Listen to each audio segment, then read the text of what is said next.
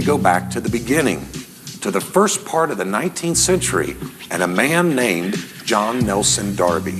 Known as the father of dispensationalism, J.N. Darby was born in London, England in 1800.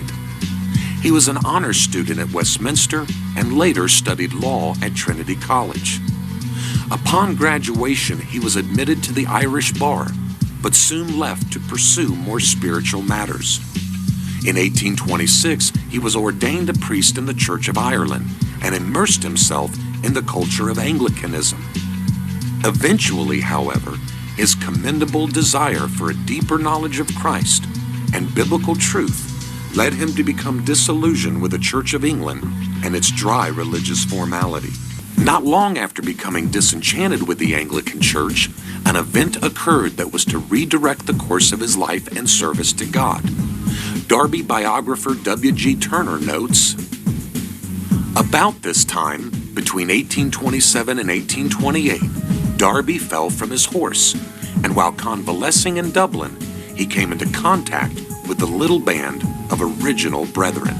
There was a concept that the early church, the pure church, disintegrated and was lost very quickly by the end of the 2nd century.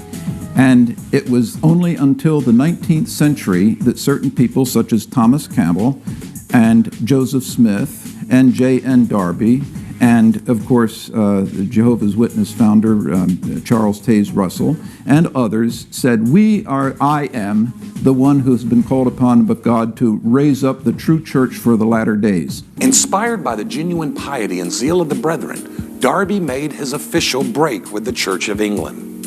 He began fellowshipping with the brethren, meeting in homes for prayer and the study of scriptures, and quickly became one of its leaders and staunchest advocates. As the movement grew, it came to be known as the Plymouth Brethren. Author and former dispensationalist William E. Cox explains, Darby referred to the church as the Brethren. The headquarters for the printing of the Brethren was in Plymouth. Thus it followed naturally for this new denomination to be called Plymouth Brethren, and the name stuck. In 1831, Darby attended a symposium hosted by Lady Theodosia Powerscourt, herself a woman of great piety and influence in the Brethren movement. The theme was Bible prophecy. Up until this point, Darby still held to the amillennial position taught by the Church of England. The Powerscourt meeting was to revolutionize Darby's view on prophecy, as the new developments that were popping up among the brethren were given free expression. Not only did Darby introduce a new hermeneutic, method of interpretation, and draw a sharp distinction between the church and Israel. For the first time, at least in popular form, Darby taught a pre-tribulation rapture. Dispensationalism is an interpretive system that was created in the 1830s by a man by the name of John Nelson Darby.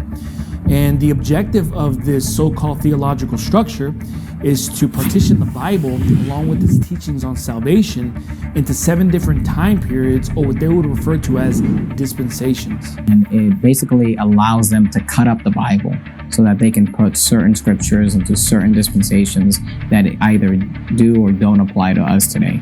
2 Timothy 2:15 says, "Study to show thyself approved unto God, a workman that needeth not to be ashamed, rightly dividing the word of truth."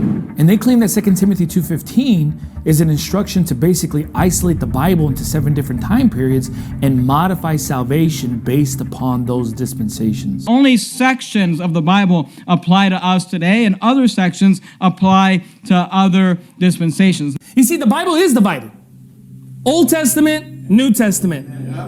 There's the end. You may think like, well, what's the big deal if people think that God worked with man at different times and different ages? And here's what you need to understand. Dispensationalism is literally the backbone that props up most of the heresy that is taught today by fundamentalist Christians, by conservative Christians. For example, throughout the scriptures, we see that salvation has always been the same. David was saved by faith. Abraham was saved by faith. Romans 3:28 says, "Therefore we conclude that a man is justified by faith without the deeds of the law." But what does dispensationalism do? It seeks to change that. So when you ask the question, is dispensationalism that big of a deal? The answer is yes. This doctrine needs to be exposed because of the fact it promotes so many false doctrines. In Defense of Israel will shake Christian theology. It scripturally proves that the Jewish people as a whole did not reject Jesus as Messiah. It will also prove that Jesus did not come to earth to be the Messiah. It will prove that there was a Calvary conspiracy between Rome, the high priest, and Herod to execute Jesus as an insurrectionist too dangerous to live. Since Jesus refused by word and deed to claim to be the Messiah, how can the Jews be blamed for rejecting what was never offered? Read it in this shocking expose in Defense of Israel.